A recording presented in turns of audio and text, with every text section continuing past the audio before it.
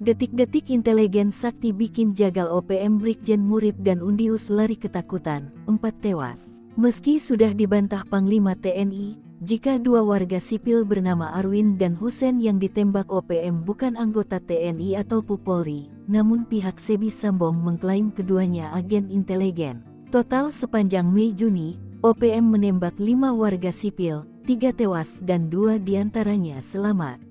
Rata-rata korban ditembak di bagian kepala.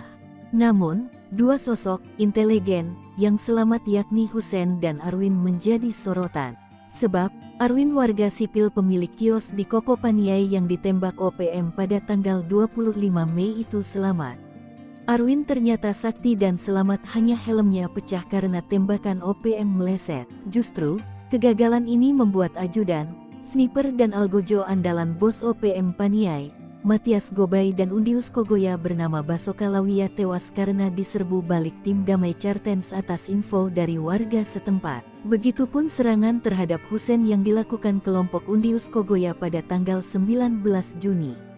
Husen yang baru saja mengantarkan makanan di pos TNI Merah Putih Satgas Yonif 115 ml di Puncak Jaya itu ditembak.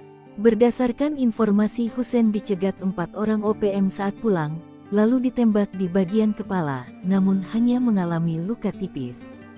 Karena bidikan OPM meleset, para pelaku melihat ini lari ketakutan. Tindakan ini pun dibayar mahal OPM, sebab aparat gabungan melakukan counter dan markas di Puncak Jaya direbut TNI. Meski hal ini dibantah Sebi Sambom, ia berkilah dan menilai tak ada markas OPM yang dikuasai TNI. Sementara itu, 3 warga sipil yang tewas diklaim OPM sebagai intelijen adalah Alexander Parapak, tewas ditembak di Homeo tanggal 1 Mei tahun 2024. Lalu, Zainul ditembak di Intan Jaya, dituding agen marinir TNI.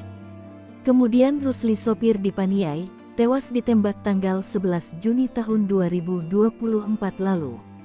Para pelaku merupakan kelompok OPM Undius Kogoya. Aksi ini membuat petinggi TNI murka.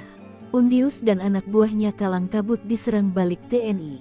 Panglima Kogabu Wilhan 3 Letnan Jenderal Richard Tampubolon menegaskan 5 markas OPM dikuasai yakni Homeo, Paniai, Intan Jaya dan Puncak. Ini demi menciptakan keamanan wilayah yang akan mendukung semua proses percepatan pembangunan Papua, katanya.